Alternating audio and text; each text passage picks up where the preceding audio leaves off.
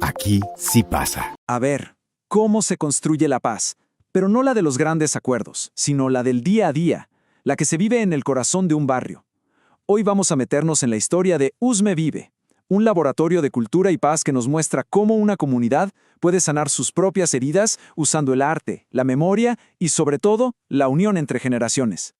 Para entender esto, primero hay que saber quiénes están detrás de la iniciativa. Todo este proceso fue guiado por Culturafro, una asociación que se dedica justamente a eso, a fortalecer la identidad y los lazos en la comunidad. Su trabajo es la base de todo lo que vamos a ver. Suena un poco rara la pregunta, ¿verdad? ¿Construir la paz con una encuesta y un periódico? Pues aunque no lo crean, estas fueron algunas de las herramientas con las que esta comunidad empezó un viaje de transformación súper profundo. Veamos cómo lo hicieron. Y es que, antes de construir cualquier cosa, primero hay que saber con qué materiales contamos. Por eso, el primer gran paso de este laboratorio fue un ejercicio de autorreconocimiento. La comunidad necesitaba, primero que nada, mirarse hacia adentro y preguntarse, bueno, ¿quiénes somos realmente? Y la respuesta no la buscaron en un censo oficial ni nada por el estilo. No. La buscaron en las voces de la propia gente. Se hizo una encuesta participativa, pero no para sacar datos fríos, sino para dibujar un verdadero mapa humano del lugar. Un mapa de sus talentos, de sus historias y de sus sueños. Y lo que encontraron fue una riqueza increíble. De repente se dieron cuenta de la cantidad de talentos y saberes que ya tenían ahí mismo, entre ellos gente que sabía de danza, de música, líderes que trabajaban en silencio, gente que guardaba saberes tradicionales. Era literalmente un tesoro escondido a plena vista. Esta frase de uno de los participantes lo resume perfecto. De un momento a otro, ya no eran solo un grupo de vecinos, eran una red de talentos, una comunidad que se reconocía y que tenía un propósito. Y ese simple acto de verse los unos a los otros fortaleció la confianza desde el minuto 1.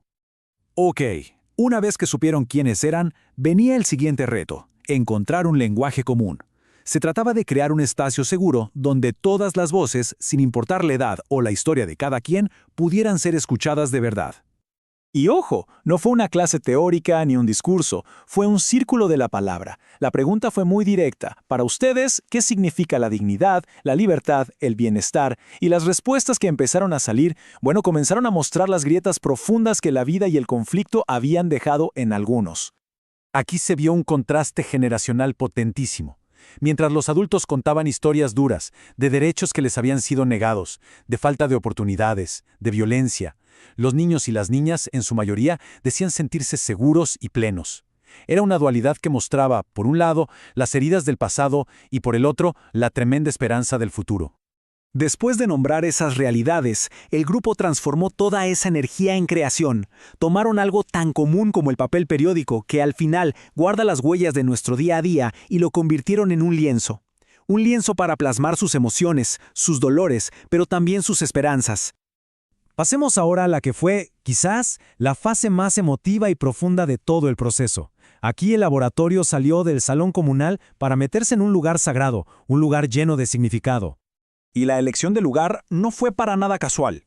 El Parque Arqueológico de Usme es un territorio cargado de historia de memoria ancestral. En ese espacio, rodeados de naturaleza, los participantes encontraron el ambiente ideal para conectar no solo con la tierra, sino también con sus propias raíces, con sus propias historias. El camino hacia la sanación se hizo con un cuidado tremendo. Primero, se anclaron en el presente con la respiración. Luego, escucharon con empatía el testimonio de una víctima del conflicto, no para revivir el dolor, sino para entender la capacidad de salir adelante. Y solo después de construir esa base de confianza, se invitó a cada uno a mirar su propia historia. Y aquí está el punto clave. No se trataba solo de recordar el dolor. El ejercicio invitaba a identificar dos cosas. Por un lado, esa carga que necesitaban soltar, y por otro lado, esa luz que les daba fuerza para seguir. Un balance perfecto entre reconocer la herida y abrazar la esperanza. Esta reflexión de los participantes lo dice todo. El dolor, cuando se guarda en silencio, te aísla. Pero cuando se comparte en un espacio de confianza, de respeto, se transforma. Deja de ser una carga que llevas a solas para convertirse en la fuerza de una comunidad que sana junta. Veamos ahora cómo toda esa energía emocional, todas esas memorias que salieron a la luz, se canalizaron en algo tangible, en una explosión de creatividad que le dio voz al cuerpo y color a las historias. Y aquí entra en escena el bulerengue, que es mucho más que un baile, ¿eh? Es una herramienta ancestral de sanación y de resistencia. A través de sus ritmos potentes, la comunidad encontró una forma de expresar todo eso que a veces las palabras no alcanzan a decir, liberando cargas y reconectando con sus raíces. El grupo se dividió, pero solo para unirse con más fuerza. Los adultos tejieron un solo cuento a partir de los retazos de sus propias vidas. Los jóvenes y mayores pusieron esas mismas historias en movimiento a través del baile, y los más pequeños, con sus dibujos, le pusieron color al futuro que todos estaban imaginando juntos. La visión de los niños y niñas fue al final la brújula de todo el proyecto. Sus dibujos no eran fantasías, eran un mandato claro, una hoja de ruta hacia el tipo de comunidad que todos querían construir. Su esperanza se convirtió en el objetivo de todos. Después de este viaje tan intenso, la pregunta es inevitable. ¿Qué quedó de todo esto? ¿Qué se transformó de verdad en las personas y en la comunidad?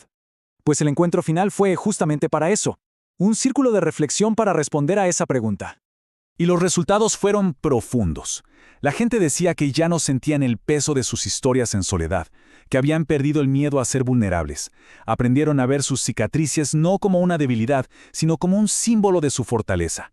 Y sobre todo, redescubrieron el poder inmenso que tienen cuando están unidos. Pero quizás lo más poderoso de todo este proceso es que no terminó con respuestas definitivas. Al contrario, el mismo grupo llegó a una conclusión fundamental. La sanación es un camino, no es un destino. Y con esta pregunta nos quedamos. Una pregunta que ya no es para los facilitadores, sino para la propia comunidad y, de alguna manera, para todos nosotros. El proyecto Usme Vide les dio herramientas, pero el verdadero desafío empieza ahora. Mantener ese fuego encendido. Una pregunta que nos invita a pensar cuál es nuestro papel en la construcción de la paz, en nuestra propia comunidad, donde sea que estemos. Aquí sí pasa. Bogotá, mi ciudad, mi casa. Alcaldía Mayor de Bogotá.